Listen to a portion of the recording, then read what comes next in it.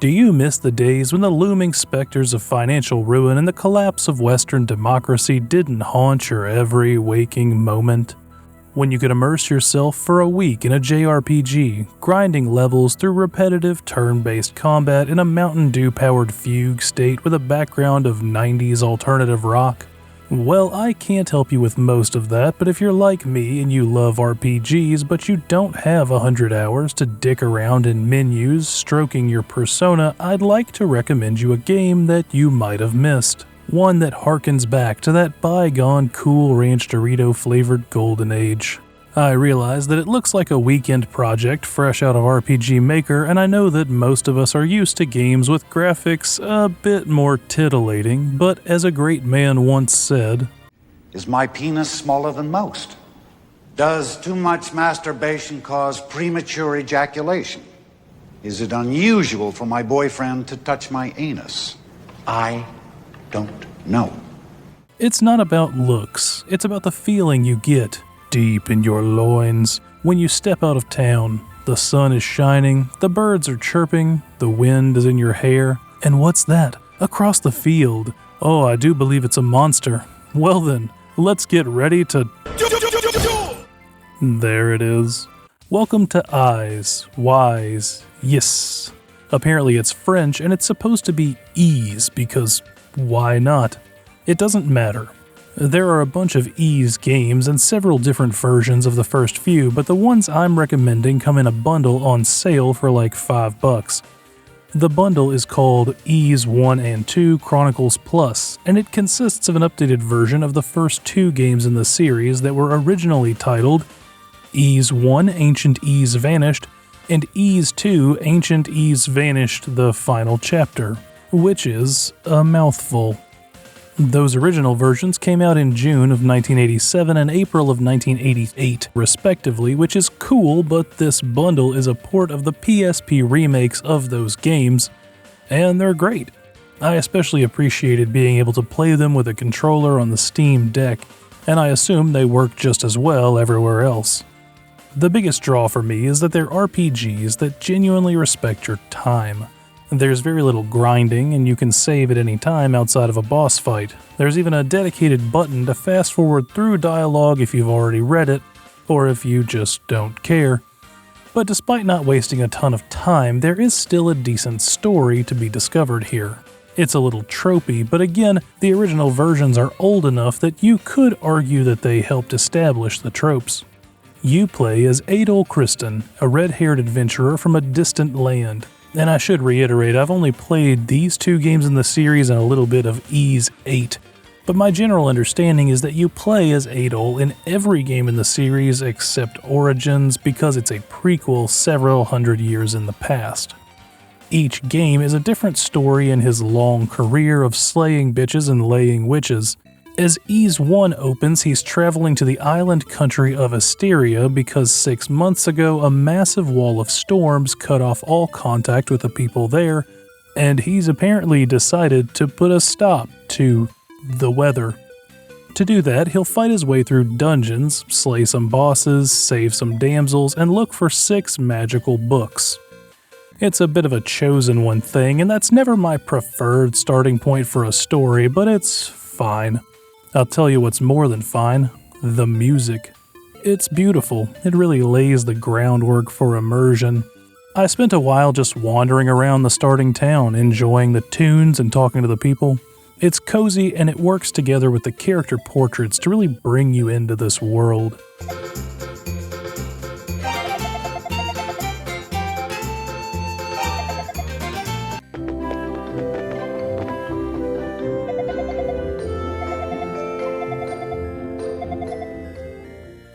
I know not every indie game has the budget for that kind of art, but it works to make you care just a little bit more about these characters. And then you step out into the field and that pumping overworld theme kicks in.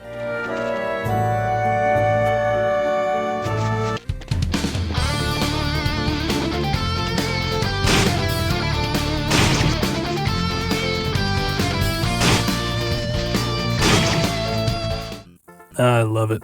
It fits the feeling of the combat well, but it did make me laugh pretty hard the first time I heard it. You probably gathered this from earlier, but this game uses a bump combat system, and I have heard of this before, but I'm not sure I've actually played one. And now that I have, I'm not sure why they aren't more common, because it's surprisingly fun. I think its biggest strength is that it keeps the pace of exploration up and feels a lot more rewarding than just clicking the attack option on a menu a dozen times. It's also a bit more tactical than it might first appear. The angle you bump into enemies from affects who wins the strike, so if you run directly at them from the front, you'll do little damage and take a lot back. At the same time, if you hit them from the sides, you'll take little or no damage in return. It still keeps you engaged tactically, planning your approach or trying to figure out if you can slip around an enemy in a narrow corridor, though it's obvious the system wasn't made with joysticks in mind, and the freedom of movement that gives you can be a little overpowering. And there's also a consideration for your equipment. Higher level enemies will take almost no damage from low level weapons and kill you in one hit. It gives you a nice sense of progression as you find or buy higher level gear. There were a few places I chose to grind for that next sword or level, and those edges are polished too. If you're in the overworld, health recharges on its own, so you can smash your way through some monsters at your leisure.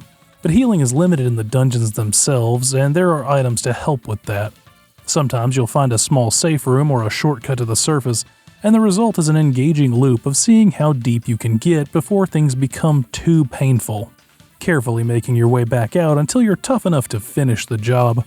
Armor and weapons have a linear power curve, and there aren't a ton of them, so if you're exploring effectively, you'll find them at a nice pace to keep things challenging but manageable. This means that with the exception of a few truly obnoxious dungeon layouts, you'll be able to fall into a comfy haze as you roll around like some kind of fantasy lawnmower. Speaking of the dungeons, the final tower is huge and kind of samey, but there's a button to display your character's stats on the screen, and that will also tell you which floor of the dungeon you're on. I found that really helpful when I couldn't tell if I was moving up or down because this is a 2D game. You might also struggle to tell if the story is moving through the first game. It has its own ups and downs, but I guess because of the game's length, it never really hits that JRPG standard of scrappy teenagers fighting God with the power of friendship. Instead, Adol has to collect the 6 books of Ys and defeat Dark Fact, who I can only assume chose a life of villainy to seek revenge against whoever named him that.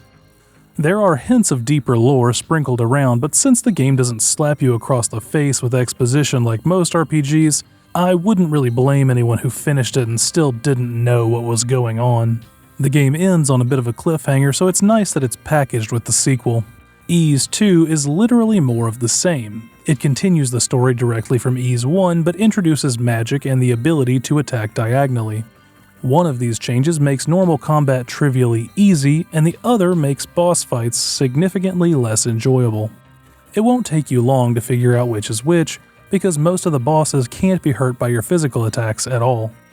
It didn't ruin the game by any means, but the first game's bosses had more of a focus on maneuverability and setting up your angle of attack, and that makes sense because it's highlighting the strength of that game's combat system. The second game still does some of that, but with the focus changed to your spells. It's much more about waiting for a weakness to be exposed so you can hit it a few times in that classic Zelda format. Outside of the bosses though, the magic system was a pretty cool addition. The light spell is useful, and fire and time are fine, but the coolest thing to me was being able to transform into a monster, because every single monster in Ys 2 is actually an NPC, and that kinda blew my mind. It was like the world suddenly became 3D, and these monsters went from bags of experience to like a society, you know? They have wants and goals and personality, and I don't mean like all of the were-tigers say one thing. No, each individual monster has its own bits of dialogue. It's really cool.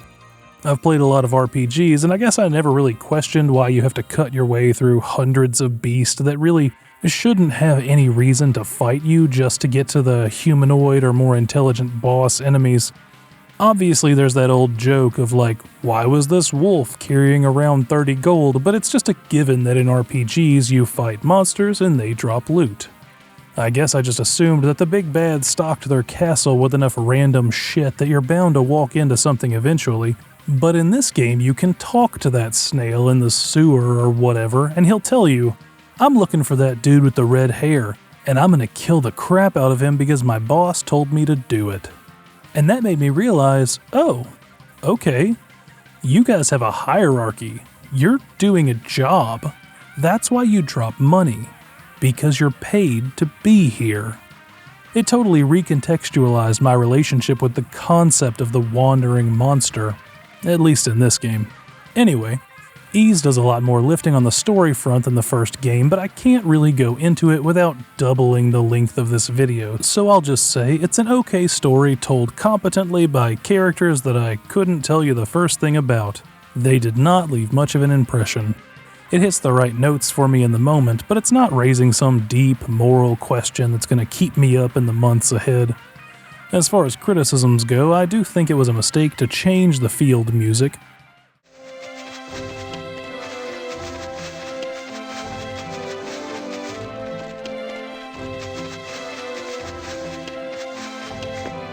And the back half of Ys 2 does drag a bit once you make it to the shrine, but it's still a good time overall, and it doesn't really matter because the game is so short. Each game is less than 10 hours long, so you could finish them both and still be in the part of the average Final Fantasy before it becomes fun. From what I've heard, the Ys games mostly stand on their own, and you don't have to start from the beginning to enjoy them, but I think this bundle is a great introduction to the series, and it's easy to recommend. If you want a deep dive, K-Bash has an excellent set of videos going into them, but I think they're worth playing for yourself first. Give them a try, and remember, simpler days. Take care of yourself, and as always, thanks for watching. Later.